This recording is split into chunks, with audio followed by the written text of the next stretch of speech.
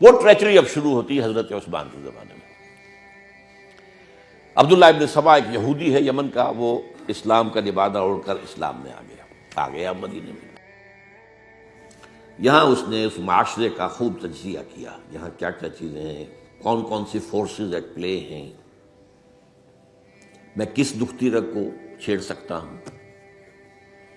نے محسوس کیا کہ بنو ہاشم اور بنو امیہ کی بڑی پرانی جو ہے چپقلش اور مسابقت، ایک طرح کا مقابلہ قریش کے ان دو بڑے گھرانوں کے اندر، یہ ان کی ہڈیوں کے اندر ہے، اس کو اٹھایا۔ اب عجیب بات اصل میں یہ ہے کہ خلیفہ اول نہ بنو امیہ میں سے تھے نہ بنو ہاشم میں سے، بنو ہاشم اور بنو امیہ کا معاملہ تھا۔ قریش تو سب ہے، تو قریش جو ہے ایک بڑا قبیلہ تھا، اس میں گھرانے یہ تھے، بنو امیہ بنو ہاشم۔ حضرت ابو بکر نہ بنو ہاشم میں سے تھے نہ بنو امیہ میں سے تھے، بنو تیم میں سے تھے، چھوٹا سا قبیلہ تھا۔ حضرت عمر بھی نہ بنو ہاشم میں سے تھے نہ بنو امیہ میں سے تھے، بنو عدی میں سے تھے۔ اب یہ حضرت عثمان تھے کہ جو بنو امیہ میں سے تھے۔ یہاں سے اس نے اٹھائی بات اور ایسی ایسی باتیں شروع کی جو عوام جو ہیں، جو پورا رسوخ فی العلم حاصل نہیں ہوتا، وہ اس کے اندر بہہ جاتے ہیں۔ دیکھو یہ کیسے ہو سکتا ہے کہ ہمارے نبی جو ہیں وہ تو زمین میں دفن ہیں اور عیسیٰ جو ہے آسمان پر بیٹھے ہیں، اور عیسیٰ تو دوبارہ آئیں گے اور ہمارے نبی نہیں آئیں گے، آئیں گے وہ بھی آئیں گے، اور ہر نبی کا ایک وصی ہوتا ہے، محمد کا وصی علی ہے، اسے ہونا چاہیے خلیفہ، وہ بنو ہاشم میں سے۔ باقی جو بھی خلیفہ بنا ہے غاصب ہے، ابو بکر غاصب، عمر غاصب، اور اب جو ہے سب سے بڑا غاصب نہیں غصاب کہہ لیں اس کو، وہ تو بنو امیہ میں سے عثمان۔ ہاؤ کم، کیسے خلافت اس کی؟ اور اس نے اس تک بات بڑھائی ہے کہ حضرت علی تو خدا ہیں، اوتار ہیں خدا کا۔ یہ ساری باتیں اس نے پھیلائی اور فتنہ برپا ڈالا، اور اس کی ایک خاص ٹیکنیک اس نے ایجاد کی۔ سب سے پہلے اس نے جا کر کوفے میں اپنا میدان جمایا۔ حضرت عثمان کے بارے میں تو اپنا بہت ہی، وہ تو اپنے رشتہ داروں کو پالتا ہے، ان کو عہدے سارے اپنے رشتہ داروں کو دے دیے ہیں، اور انہیں دولت انہیں دیتا ہے، یہ کرتا، معاذ اللہ معاذ اللہ۔ وہاں پہ ذرا کسی نے جو وہاں کے گورنر تھے ذرا بات پوچھ کی تو وہاں اپنے ہم خیال چھوڑ کر شام چلا گیا، وہاں جا کے وہی بات، وہاں ایک گروپ بنا لیا، پھر مصر چلا گیا، وہاں جا کر وہی بات۔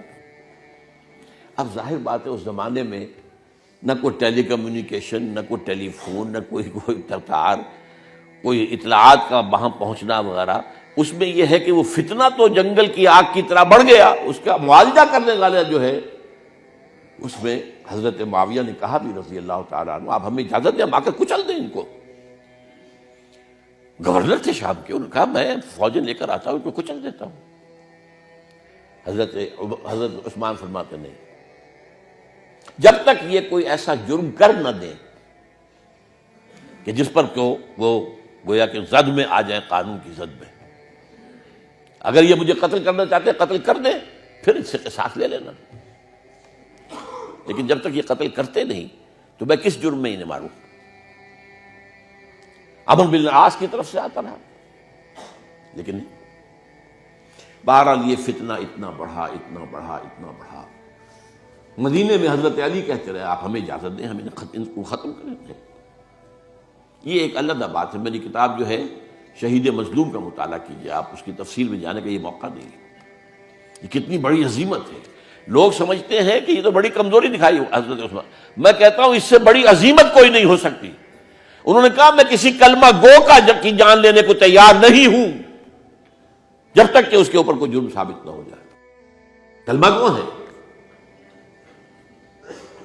آپ اندازہ کیجئے، اس پر اڑے رہنا، ڈٹ جانا۔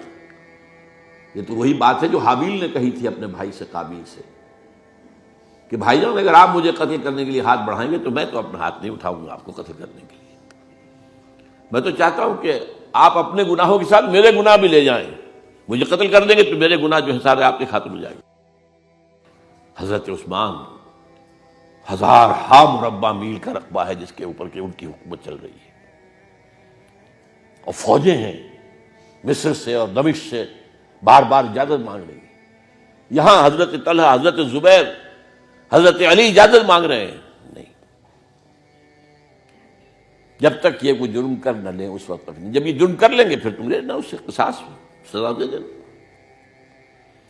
چنانچہ آخری وقت تک بھی یہ ہوا ہے کہ حضرت علی کے دونوں صاحبزادے حضرت حسن، حضرت حسین، حضرت عثمان کے دروازے پر کھڑے پہرا دے رہے تھے، عبداللہ ابن زبیر پہرا دے رہے تھے، لیکن وہ جو بلوائی تھے وہ پچھواڑے سے کہیں دیوار پھلانگ کے گئے، انہوں نے حضرت عثمان کو شہید کیا رضی اللہ عنہ۔